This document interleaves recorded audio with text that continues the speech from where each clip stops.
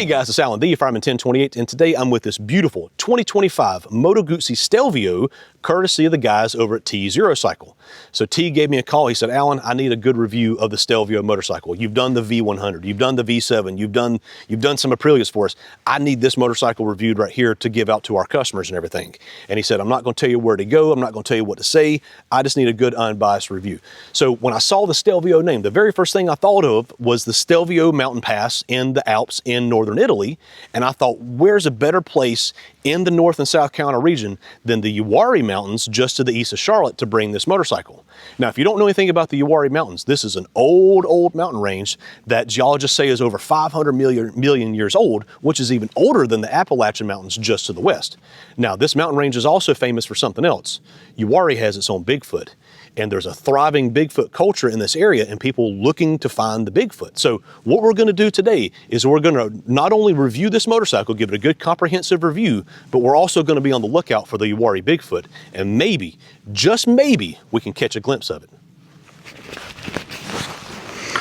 All right, guys, so let's throw our gloves on and let's do a ride and let's talk about this 2025 Moto Guzzi Stelvio. We'll talk about, you know, everything from the engine to the suspension to the brakes to the electronics and all that jazz. But again, also, you see where we're at. We're out in the middle of the Uwharrie woods, and I've already heard some things over in the woods over this way here that's kind of got me a little concerned and makes me not want to hang around this part any longer.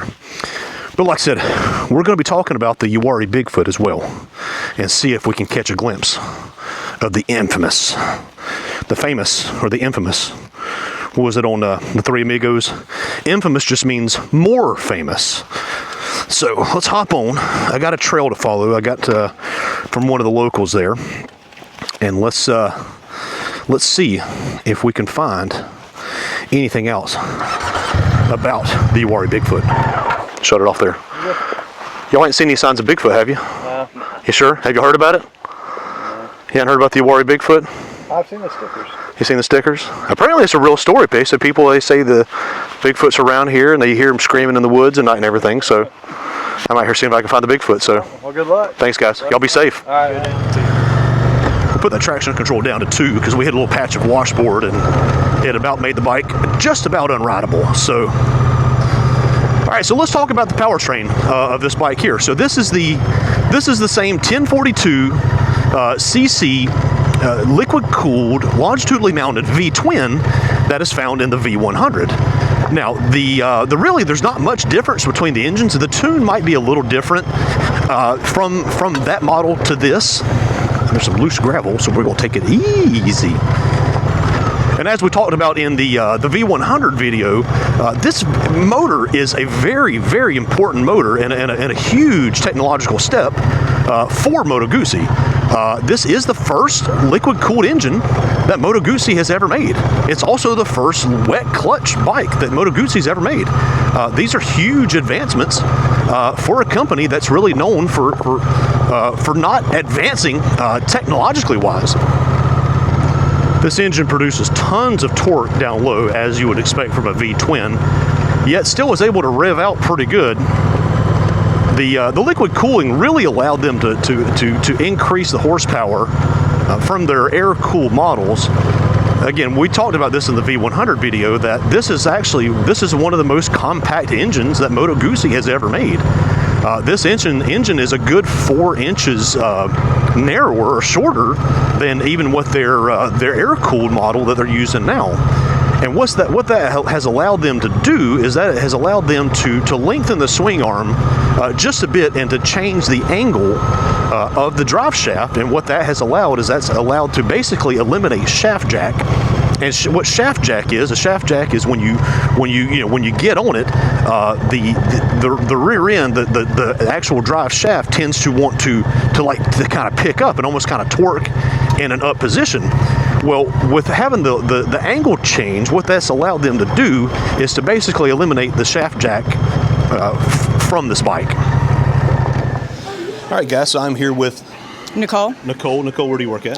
The El Dorado Outpost. El Dorado Outpost. Now, we're dead in the center of the Uwharrie Mountains, correct? Yes, sir. Okay.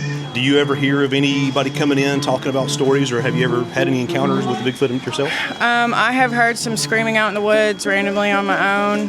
And I have had a few people come in and say that they saw a hairy individual in the woods. Really? Yes. Is it recently or in the past? Or? Probably last fall. I haven't had anything this year yet. Nothing this year? Yeah. So I've spoken to someone else and said that there's some like organized Bigfoot hunts that come through here. There and is actually, sometimes. Have they been any this year? They haven't come up to me and introduced themselves to me, but I did see one woman at Yates' place recently. Really? Okay. Yeah. Okay. All right, cool. So, like I said, you've experienced it yourself. You've heard the screaming. That's what I've heard too. Is that you can hear the screaming He through the lets out mountains. a weird scream. Yeah. What does it sound like? It sounds like. Can you recreate it? No, I can't recreate it. That's But right. it kind of sounds like. Like a roar, like. Yeah, but also like high pitch? it's high pitched sometimes. Really? Okay. Maybe it's a girl Bigfoot. It could be. I don't know. Looks like I've heard male. a deep one and a high pitched one too. You'd think there'd be some companions there. I mean, you need a girl and a boy. Right. Okay. All right. Well, cool, Nicole. Thank you so much. You're welcome.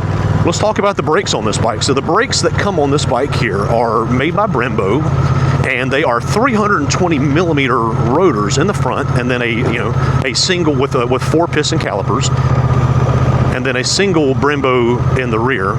And we also have a Brembo master cylinder here in the front. So the braking performance is very, very confidence inspiring. There's the Uwharrie rifle range. So the braking performance is very confidence inspiring and very predictable. I noticed on the V100 that they were a bit touchy, and I don't necessarily notice that nearly as much on this bike. So and maybe it's just the additional weight that this bike carries versus the V100, but it seems like this is a really good pairing of the brakes and the bike itself. Outpost, you can get a bedazzled Bigfoot t-shirt. Oh, do you already have it? There you go. Well done. Well done. Thanks, guys. Y'all be safe. So on the suspension front, this might be the one area where I feel maybe not let down is the right term, but the V100 comes with the electronically controlled Olin suspension, and it is an absolute marvel. The standard V100 does not. It comes with just the semi-adjustable suspension, and this motorcycle here basically gets the same thing. So while you have some nice, good-sized forks in the front, and they are adjustable for preload, and I think you're adjustable for compression as well. You don't have near the level of adjustment that the V100 had, nor do you get the electronically controlled suspension. Now, I have heard that Moto Guzzi is going to be putting the electronic suspension on this bike, and if they do that, it would be an absolutely worthwhile addition. Now, not saying that the suspension is absolutely garbage. This is a very, very good suspension, and it's a little firm on these off-road sections here, especially in the washboard. But that again, I have not adjusted any of the settings or anything else. So it's probably a little firm. It's probably set for some on-road settings, which is fine. But like I said, we're not going to mess with it for our loop today. So I'm reviewing the bike, but then I'm looking for a Sasquatch. So y'all seen any Bigfoots or anything? We ain't looking for it. You ain't looking? No. So if you ain't looking, you ain't gonna find it, right? Right. It might find you, but you're not gonna find it. If they was walking around. Let's talk about ergonomics. I mean, the ergonomics of this bike are absolutely perfect. They really are. I mean, this is exactly what, honestly, it is what you would expect from a heavyweight adventure motorcycle. The seating position is nice and firm, yet not too firm. The handlebars have a great reach back, as you can see. I have maybe just a couple degrees lean forward, which it kind of puts you in just a slightly sporty position. When you stand up on the bike, you are leaned over just a little bit, trying to keep that weight on the front end there to keep from washing out the front. But it is a great ergonomics. Knees are my feet and knees are up just a little bit higher than I think they would be on say the BMW R1300 GS or something along those lines. So you definitely have a little bit more of a sporty position than you would on one of those bikes. But this is perfectly comfortable. And I could ride this bike all day long without any sort of complaints. What's up? You haven't seen any Bigfoots around here, have you? No, man, try my best. You been looking? Looking everywhere. Have you heard anything? Haven't heard a word. No screeches or anything? Not today. I've heard it's not a deep roar, it's like a high-pitched roar. Roger. So just wondering. I'm out here reviewing a motorcycle, looking for Bigfoot. So Cool. yep. Yeah, that's Cool. cool. No, I mean, there's always strange noises in the middle of the night, but during the daytime, it's pretty quiet. Nice and quiet. That's right. As it should be. That's right. That's right. Thanks, man. You betcha. Y'all having fun out here? Having a blast. Yeah, it's fantastic. The electronics package on this bike is a very, very comprehensive package. And let's go over some of the features of that. So this motorcycle does have a 6-axis IMU, which if you know what, an inertial measurement unit. And what that does is that it measures pitch and it measures yaw. And what it does is it gives the motorcycle spatial awareness as for where it is at in relation to the ground and speed and everything else. And what that allows it to do is it allows for cornering ABS, which means, even in a turn, the motorcycle is doing all these, probably thousands of computations per second as to exactly where the motorcycle is at in relation to the ground, and is allowed to make a smarter, more capable safety package as well as performance package.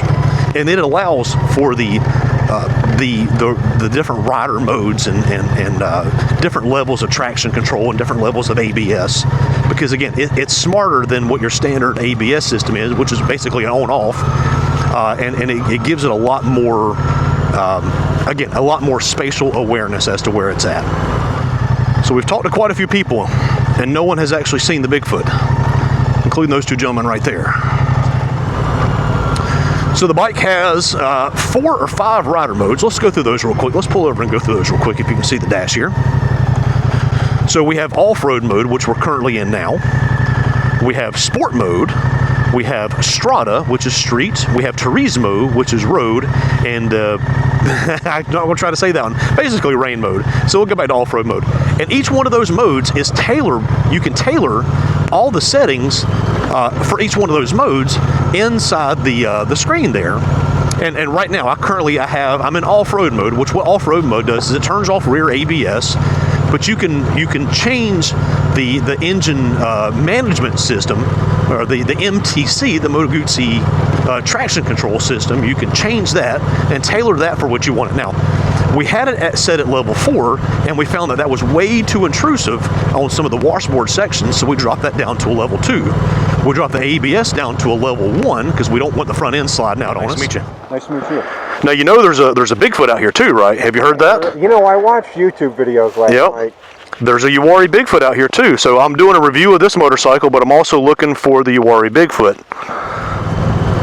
So along with these electronics, you have a 5-inch TFT screen, which, again, this is the same kind of, I call it a corporate screen because it's the same one that the Piaggio group uses for Aprilia and also uses on other Moto Guzzi products. And calling it a corporate screen is definitely by no means is that a knock in any way on what this screen does. This is a very, very nice, well laid out screen. You got the nice kind of rounded tack right there in the center, and what that does is, I really like that versus a bar graph, because what that does is that allows you to look and just have a reference point. Once you know where your RPMs are at on the gauge, is that you can a quick look and you can know exactly where you're at as far as the RPM goes. All right, so I'm here with Morgan, and we're at the El Dorado Outpost. Morgan did not want her face shown to talk about this, but Morgan, have you heard about the Uwharrie Sasquatch? Oh yeah. What have you heard about it? Nothing from here, honestly. No, I haven't heard any Bigfoot stories from around here. We do have some people that come and get breakfast sometimes, and they'll be finishing up a Bigfoot hunt, but they don't have any evidence really either. So at least that they don't want to talk about. Maybe, yeah, possibly. I don't know. I don't want to see him personally. I like your shirt too. Thank you. Let's talk about some of the features on the bike. So this motorcycle, again, being part of the, being that it competes in the heavyweight, kind of high-end premium heavy-weighted adventure bike, you would expect this motorcycle to come with tons and tons of features, and it certainly does. And it's got a lot of cool ones, but then it's also missing out on a couple other ones as well. So again, we mentioned the 5-inch TFT screen, which has kind of become the TFT screen is almost kind of a standard now in not just adventure motorcycles or expensive motorcycles, but basically any motorcycle. So a 5-inch TFT screen. We have an electronically controlled windshield, which is rattling right now, and I don't know if that's just a this bike thing or that's an every bike thing. We've got cruise control. Now, not only do we have cruise control, but we have radar assisted cruise control that allows you to set distance from the car in front of you. So this particular model of the Stelvio has what they call the PFF, which is the Piaggio Fast Forward. And what that is that consists of a system called RAS, R-A-S. And that is the Rider Assistance Solution. And that consists of you have a radar system front and rear on this motorcycle, and what that does is that the radar assists with the cruise control, so you can set and be a set distance in front, a distance between the car in front of you with the cruise control set, which is a really cool system. It also includes a collision avoidance system, as well as a lane departure system that's all electronically controlled by the radars and the computer with the motorcycle. And this is Piaggio's attempt to make motorcycles safer and to make riding a motorcycle safer. And like I said, safe riders are happy riders. If you'll notice these little dots on the mirrors, that is part of the RAS system. That is part of the collision avoidance as well as the lane change assist function. What's going on, guys? Y'all ain't seen any Bigfoot or Sasquatch around here, have you? Not yet. Y'all been looking? Yeah. All right, cool. That's why I'm out here reviewing a motorcycle looking for Sasquatch. So, see any signs or anything? So far. Yeah. Keep our eyes out, though. Keep your eyes out. Yeah. All right, cool. Now, this motorcycle has a lot of really cool things, but I think they missed on something. This motorcycle does not have a quick shifter, nor do I think is a quick shifter even available on this model. And to compete in this market here, I think that is a miss on Moto Guzzi's part. Now, if you can get one as an option, I will put that right here on the screen. But as of right now, I do not think that is even an option from Moto Guzzi for this model. And again, I do think that is a miss. Is a quick shifter the absolute end-all be-all? No. But does it make riding, especially on the road, more fun and interesting? Absolutely it does. So again, we're riding in the Uwharrie National Forest, and how this area came to be part of a national forest is actually a really cool story. So again, this area has been inhabited. Did we see something over there? Did we see something? This area has been inhabited for thousands of years, white settlers, all the way through the Native Americans that inhabited the area prior to that. But this area was actually pretty used up and kind of beat up. And actually in the 1930s, 1931, if you want to be more specific, as part of the Resettlement Act. So the federal government was coming through and was buying up a lot of property of land that had been kind of overused or had been stripped of all of its topsoil, an area just that was not very usable land. So as part of the Resettlement Act, which was all part of the was part of the New Deal, the Roosevelt New Deal, this area was all purchased up. And in 1961, if I'm not mistaken, this area was actually labeled its own national forest.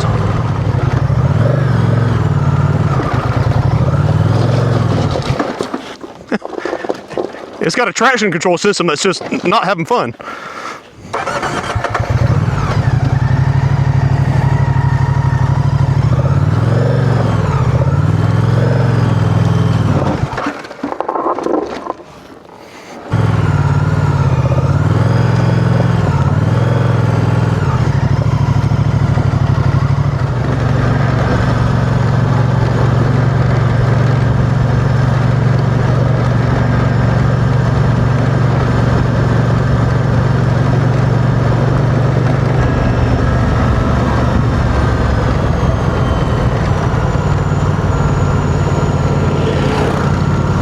He's riding a Rokon.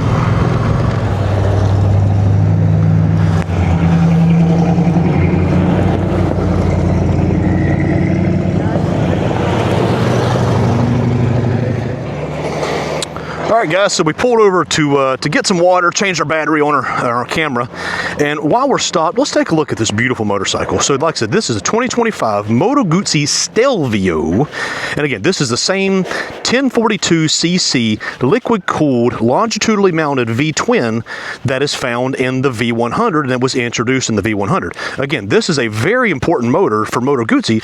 This is the first liquid-cooled motor that Moto Guzzi has ever produced. It's also the first wet clutch that they've ever produced. And if you notice, this engine is actually substantially smaller and more compact than even the air-cooled motor that is currently being used now. And again, this is the same single-sided swing arm that you'll find on the V100 series. Now, the direct competition for this motorcycle is the king of the class is the BMW R, which is now R1300 GS. Single-sided swing arm, check. Drive shaft, check. Twin cylinder that's in a bit of an odd configuration from everything else, check. BMW's got their Boxer. Moto Guzzi has their longitudinally mounted V-twins. Now, BMW has just went to liquid cooling. They did that back in what, 2015, I think, was the first year of the wet heads. So Moto Guzzi's just now getting around to the liquid cooling, and what that allows them to do is it allows them to make a smaller engine. You don't need that much material, and you don't need all that material and the fins for heat sink and everything else. So it allows them to increase their compressions, increase their horsepower, and meet modern emissions regulations. So we are rocking a 19-inch front wheel, which is a tubeless spoked wheel, just like what you'd find on a BMW, and a 17-inch rear. Now, for true off-road riding, you would want a 21/18 setup, but a 19/17, there's absolutely nothing wrong with that. The 19-inch wheel gives you more room, allows you to kind of move over, jump over some logs and obstacles, rocks, things like that. Well, again, we've had tons of that stuff already today. And the 17-inch rear, again, it gives you more options as far as street tires and less and off-road. And that maybe that kind of tells you where Moto Guzzi was thinking this bike being. The 19-inch front, it will allow you to do some off-road riding, but the 17-inch rear will give you some more options as far as road rubber.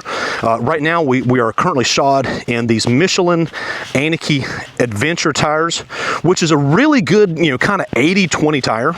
Now, again, you see we've been doing a lot of dirt roads today, and the deeper gravel, they do tend to kind of wash out, and with this being a pretty heavy bike, I mean, this is 550, 560 pounds, so it's not a light motorcycle at all. So in the heavier gravel, these tires definitely have struggled a little bit. Now, what we had to do is I had to turn off the traction control because, like I said, I was coming up a hill coming off of Baden Lake, and it's a real steep climb, and I could not even navigate it because the traction control kept stepping in and shutting the bike off.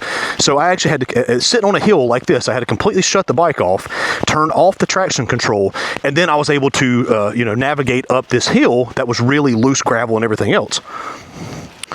So like I said, here's our single-sided swing arms. Now I know we talked about the engine earlier being shorter, and again, what that has allowed Moto Guzzi to do is that has allowed them to lengthen the swing arm, not the swing arm, the drive shaft in the swing arm, and change the angle of the pinion there. And what that has allowed, so it has allowed it to completely eliminate the shaft jack that you would get like on BMW. BMW is a perfect example of a motorcycle that was really bad about having the shaft jack.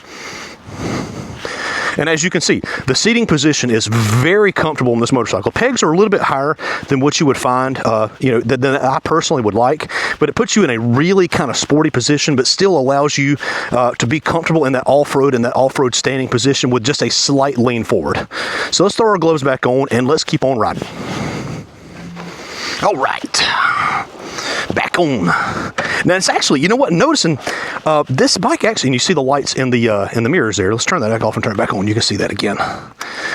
That's part of our RAS system, which is part of the PFF.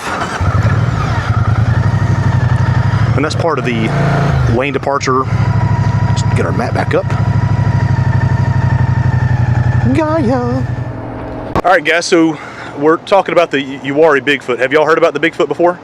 We have. You have? What have you heard about it? They had some kind of like hairy monster, right? How big have you heard? I mean, I've heard like 5 foot, I've heard 10 foot, I've heard everything. 15 feet. Big, hairy, everything in between. Yeah. Out riding today, did y'all see anything? Not really. No. Everything was pretty calm today.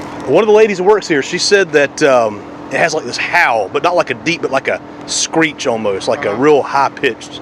Didn't hear anything like that? Just tree branches. Just tree branches, okay. Yeah, we were stopped. I think we took a few minutes to rest. Didn't hear anything? Yeah, but it was just the branch that kind of scared us. The search continues. Yeah. Thank you guys. You'll have a good day. All right, guys, so while we're stopped on the side of the road here, let's talk about the looks of this bike. I mean, this thing is absolutely gorgeous. I mean, between the nice sculpted tank there, the beautiful engine sticking out the side. Now, somebody made a comment on the V100 video, and they are 100% correct. Had you dropped that bike without any sort of crash protection, it's going to land right on your headers right there. Now, with any sort of off-road bike, I recommend protection, but this has the Moto Guzzi crash bars already installed. So if you drop that bike in a good set of handguards, it's going to land on here, and it's going to land on here, and it's going to protect these beautiful cylinders and this beautiful exhaust right here. So if you're going to do any sort of off-roading, I highly recommend getting some crash bars. They're not expensive. They don't actually, these really don't even take away from the looks of the bike. It really doesn't. So I would say, again, like I said, if you're going to be riding, get some crash bars. Now again, we're doing a portion of what's called the Uwharrie 100. So it's a 100-mile route.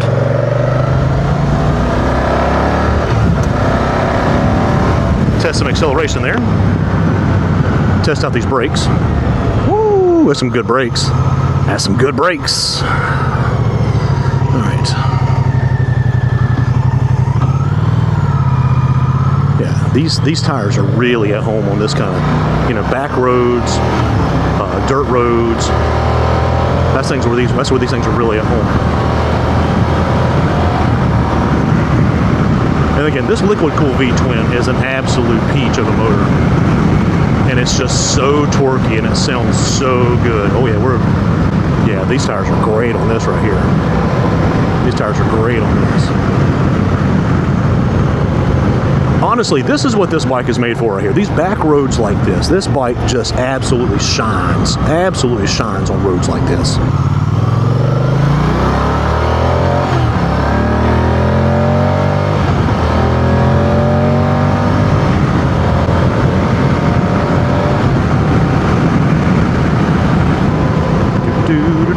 Let's raise our windshield up, see if that makes it any better.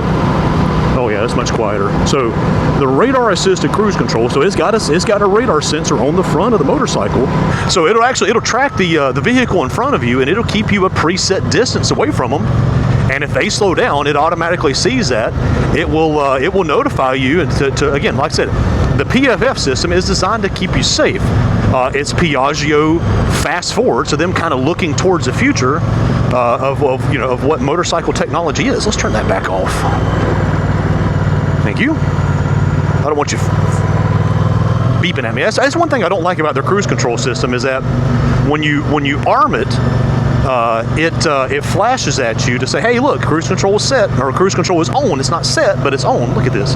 This is gorgeous out here. Ooh, that's a big rock.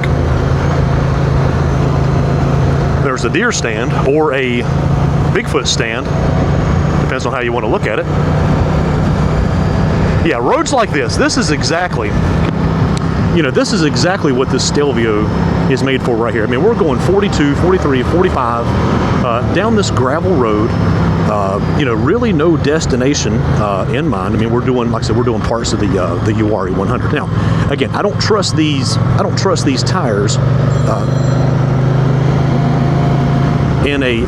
these tires in a loose gravel situation, nor should you really any tire, unless you got a really aggressive, kind of off-road style tire.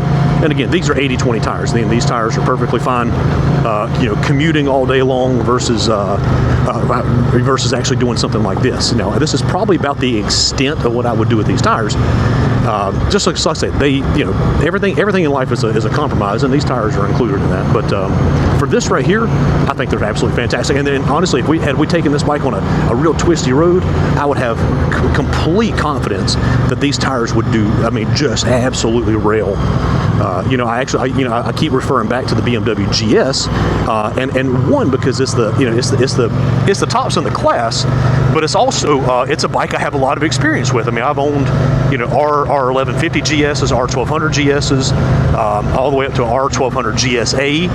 Haven't messed with the 1250s or the 1300s, but the concept is still basically the same as far as on the bike. And actually, my last GSA had these exact same tires on it, and I did all kinds of things with those tires and had nothing but confidence in them. So the suspension, while being slightly stiff, is still a very, very good suspension, and I've got confidence that it's going to absorb the bumps.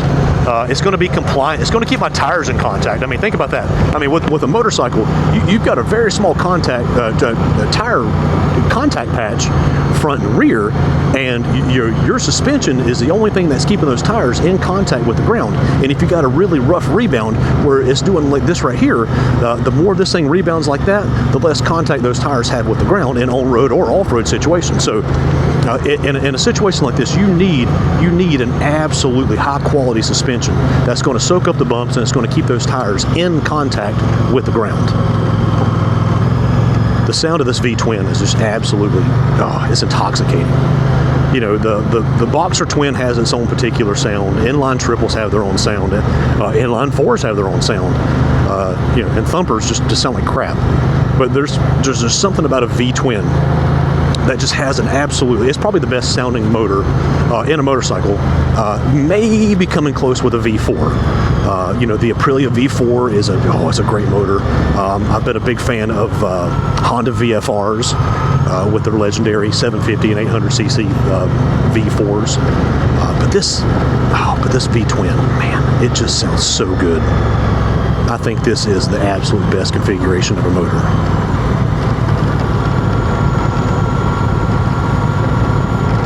Who's this bike for? I mean, let's talk about that. Who is the target market for this motorcycle right here? So the great thing about the heavyweight, now see, this is a real loose gravel right here, and these tires tend to get a little squirrely. Not a little squirrely, they tend to get a lot of squirrely on a road like this. So you have to don't grip too tight. You kind of keep a nice loose grip on your handlebars. All right, so again, let's talk about who is this motorcycle for. I mean, who is the target market for this motorcycle? So, as I've found with working with T over T Zero Cycle, and like I said, I'm not new to Moto Guzzi. I've had an absolute fascination with these all the way back to, actually, I met T probably a decade ago, and I test rode a Griso and absolutely fell in love with that motorcycle. So the target market is obviously it's a Moto Guzzi person. I mean, and there's a Ducati person, the Ducatistas. Well, these are the Moto Guzzitistas or something like that. Somebody who absolutely loves the Moto Guzzi brand and loves everything that they stand for. Wow, look at this right here.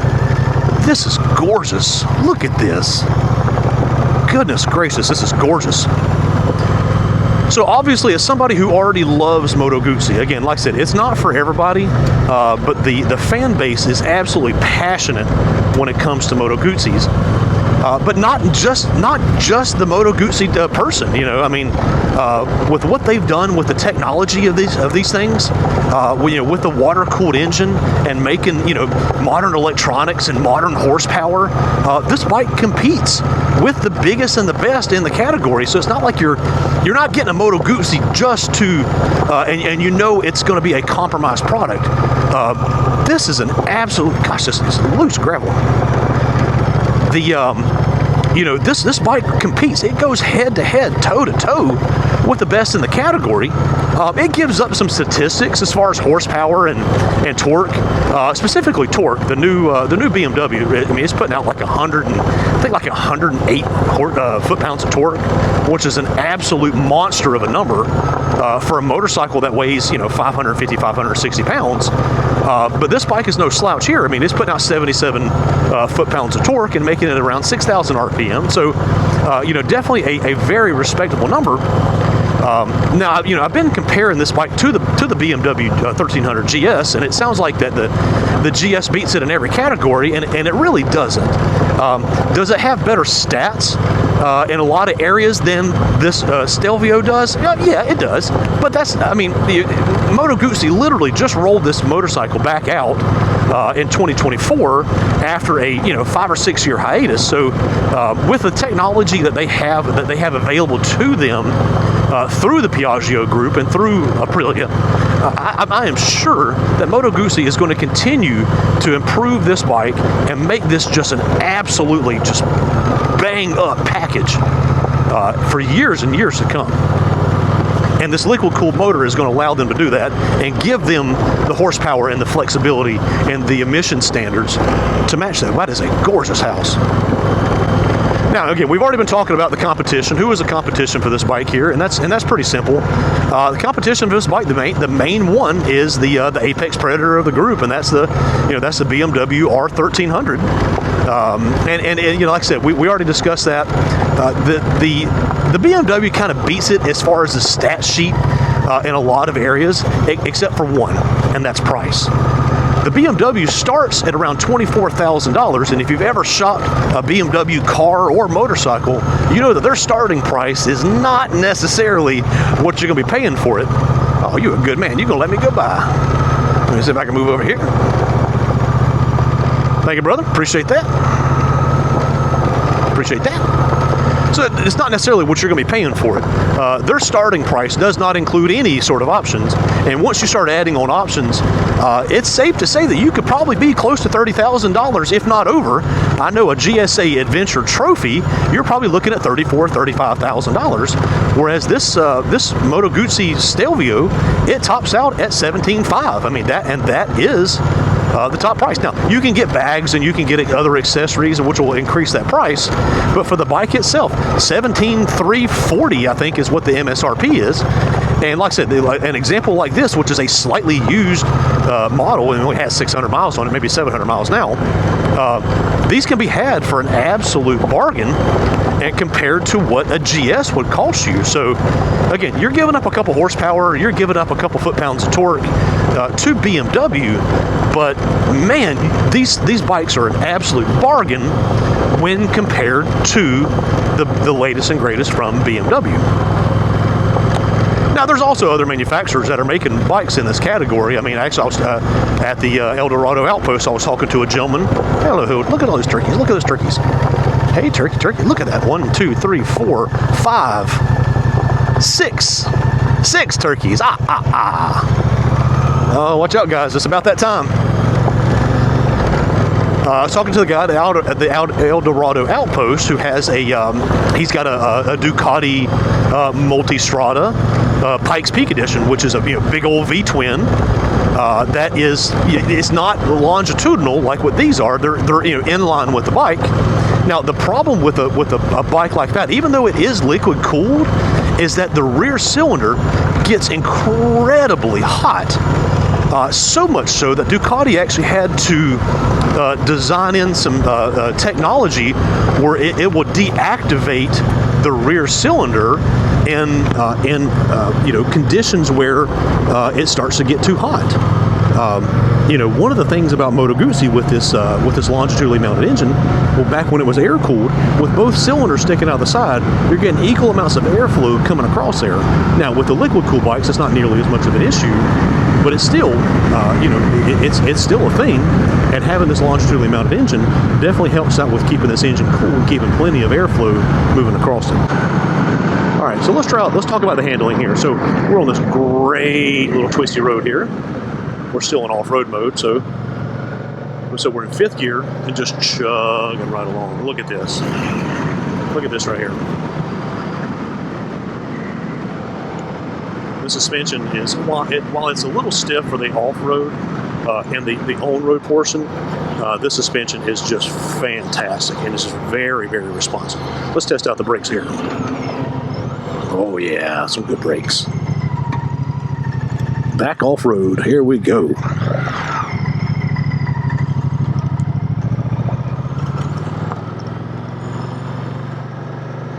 All right.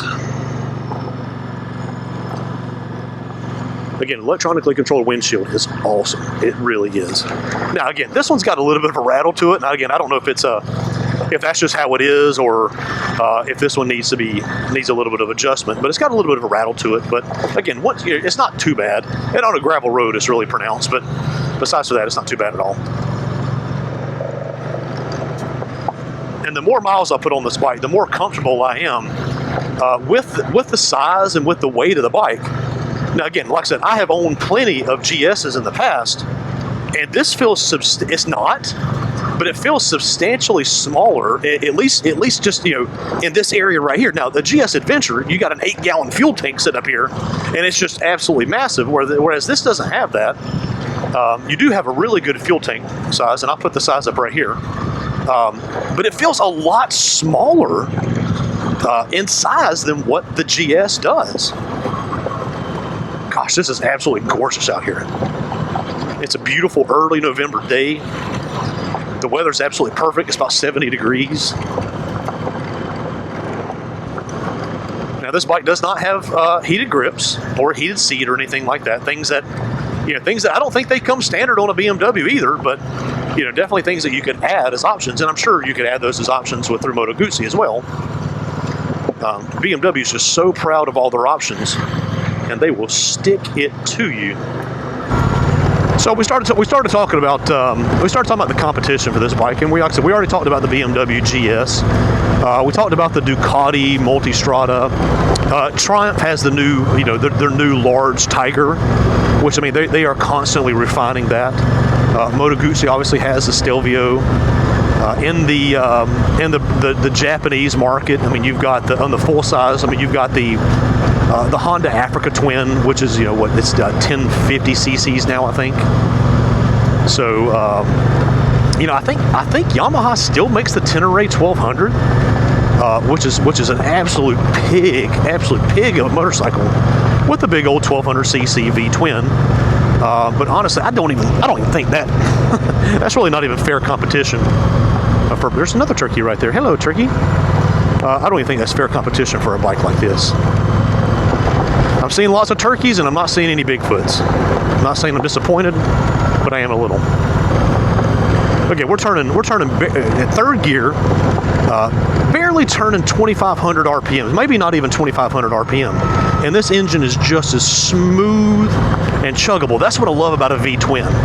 A big old V-twin with a big flywheel and big old cylinders is that you've got that momentum, you've got that inertia on the engine where you can just lug it down, and it'll go from 2,000 and it'll go up to the red line on this thing is what is heck, I don't even know what red line is on this thing, but man, this thing would just chug and chug away. That's what's so cool about bikes in this category here is that you can take it and you can go do the Uwharrie 100, which is tons of forestry roads and back roads and dirt roads and everything else. But then you can put your suitcase, or not suitcase. You can put your computer bag on the back, or just throw it over your shoulder, and you can commute on it Monday through Friday to work. This is a perfect bike for commuting. Is it a little big? Yes, but if you're going to commute, you got to say a longer commute, and you want to ride a motorcycle for your commute. This is absolutely perfect. You got all the safety aids to help you out. Riding a motorcycle is dangerous anyway. We all know that. But it's got the safety aids to make to mitigate as many of those risks as possible and to help you the rider out. What a really cool bike. I'm telling you what, this is a great package. And I know, if you've watched my other reviews, and my buddy Rich, who helps me out with some filming, and we ride together a bunch, he's like, man, he said, you're starting to sound like an infomercial. He said, everything sounds like it's just absolutely fantastic. And I said, it is. That's the thing, is that if a bike sucks, I'm going to tell you it sucks, okay? But this bike is just, everything that I've ridden from Moto Guzzi has been just spot on for what they're trying to do. The V7, it took the classic styling, the Bonneville style styling, and put their Italian flair on it, and it was a great bike. The V85, same thing. The mid-size adventure bike with their air-cooled, their modern air-cooled engine with the variable valve timing. They absolutely nailed it. nailed it with the horsepower. Their sports tour, the V100, it's Moto Guzzi's take on what a sports tour should be. Does it have all the horsepower and everything than some of the bigger bikes in the class? No, but it's Moto Guzzi's take on it. And actually, one of the comments on that video was talking about this engine and was talking about the horsepower. And they somebody had actually asked the one of the Moto Guzzi engineers about the horsepower settings, and the answer was that the engine can produce and has produced a lot more than the 115 horsepower that we're getting out of the bike now. But they said that it loses some of its signature characteristics of its sound and reliability and everything else. Can it make more horsepower? Absolutely. Does Moto Guzzi want it to make more horsepower? No, they don't. So again, Moto Guzzi's not trying to be the tops in the class in every single category and be a stat sheet warrior. They're making what they believe to be the best bike with the Moto Guzzi flair. And that's what you've got with this Stelvio right here. Look at this. Oh man. I really should put it back in sport mode. Let's do that. Sport mode, engage. All you gotta do is let off the throttle, select your mode, let off the throttle, and go right to it. The engine response is so much more crisp in sport mode. Look at this. This bike feels so light on its feet. I've had, really this could be your everything bike. I mean, if you want to do heavy touring, you could do it on this. If you want to do sport roads, you could do it on this. I mean, look at this thing. Is it a ZX6R from Kawasaki? Absolutely not. But look at this thing. This thing just hauls the mail. This could be your one and everything bike. Now, have this, and then maybe get you like a CRF 300L for hard stop here. Look at these cotton fields. Look at that cotton field there. Man, that's beautiful. Have this bike here, and then maybe get you like a Honda CRF 300L. All right, guys. So let's talk about the pros and cons of this bike here, of this 2025 Moto Guzzi Stelvio. Pros, this V-twin, this motor is an absolute gem. To have never made a liquid-cooled motor before, Moto Guzzi absolutely nailed this one. The seating position is all day comfortable, and I mean all day comfortable. You could ride this thing all day, all night, and never get fatigued. I've been on this bike for, 6, 7, 8 hours now, and it's nothing but comfortable. The electronics, I'm going to put in the positives and the negatives. I really like having all the rider modes and having the cruise control.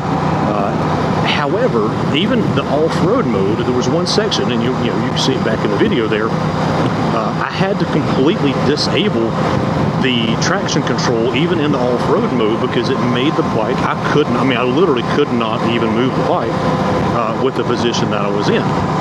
So I'm going to put that as a positive and a negative. Let's talk about the negatives. Quick shifter. It's an obvious miss. Hopefully Moto Guzzi can fix that and add the cruise control. I mean, the technology's there. This bike has literally got everything else.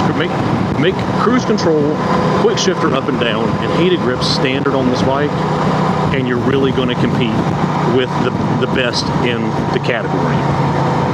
The weight, it's a little heavy. I mean, it's 555, 560 pounds, somewhere like that. It's not a lightweight bike, and you kind of feel that, but honestly, once I kind of got comfortable with it, the weight kind of disappears. It's only when these low speed maneuvers, and like I said before, getting stuck on a hill, was it really an issue at all? The wind protection, I'll put the wind protection as a positive.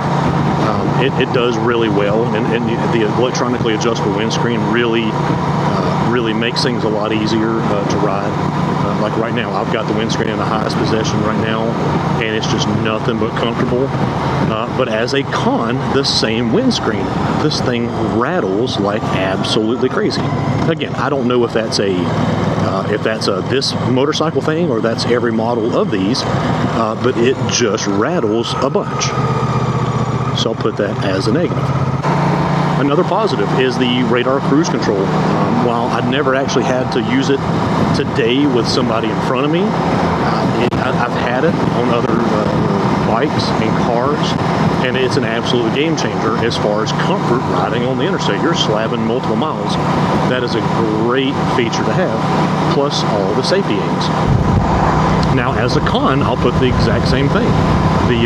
Some of the rider aids, the RAS system, the rider assistance solution, even just with having somebody riding in front of me, it started freaking out and blinking and flashing and everything else, and thinking that I was in some sort of imminent trouble of getting into an accident. So those aids could be kind of tweaked a little bit, maybe with some software updates.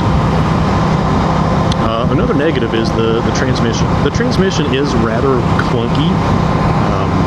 Going up through the gears is not that bad, but that initial clunk going into first gear is pretty noticeable. And you would think for a bike in this price category that you wouldn't have something like that. Another positive would be the sport mode, or the mode button, let me put it like that. Having this mode button right here, having everything right easily accessible, because all day I went from sport mode to off-road mode, sport mode to off-road mode, and it literally would take me about 5 seconds to go from off-road mode back to sport mode onto a nice twisty road. So I really appreciate having this mode button right here to be able to go right in there and change it. Once you set your settings for your different modes, it stays there. You don't have to worry about that. You shut the bike off and you turn it back on, it's still in off-road mode. If you turned off ABS, it's still turned off. And that's a great thing. All right, guys, so that's going to wrap up our comprehensive review of this 2025 Moto Guzzi Stelvio. Now, let's do a quick recap. The 1042cc liquid-cooled longitudinally mounted V-twin is an absolute gem. It was a great in the V100. It's even better in this Stelvio. The long travel suspension is absolutely awesome. We did most of the Uwharrie 100, which is a 100-mile loop around the Uwharrie Mountains, and it did absolutely fantastic. A little bit stiff, but did great. The cruise control, the safety aids, all that, the adjustable traction control. This bike is absolutely loaded, and it comes in at 75% of what the base BMW R1300 GS comes in. And then once you start adding options and everything else, you very easily could almost double the cost of this bike on a BMW GS. Does that make it inexpensive? No. Does that make it a great value in the segment? Absolutely. So when we set out today, we had two goals to see. We had one, we wanted to see if this was one of the best bikes in the heavyweight adventure segment, and I think the answer is absolutely yes. The second thing was we were going to see if we could find the elusive Uwharrie Bigfoot. Well, we didn't necessarily find him, even though we asked a ton of people and we did a lot of research. The only Bigfoot we found was this guy right here. But you know what? That doesn't keep me from being a believer. If you see anything that you like, comment, subscribe. Thank you guys for watching. God bless. Roll Tide. And remember, tomorrow needs you. Thanks, guys.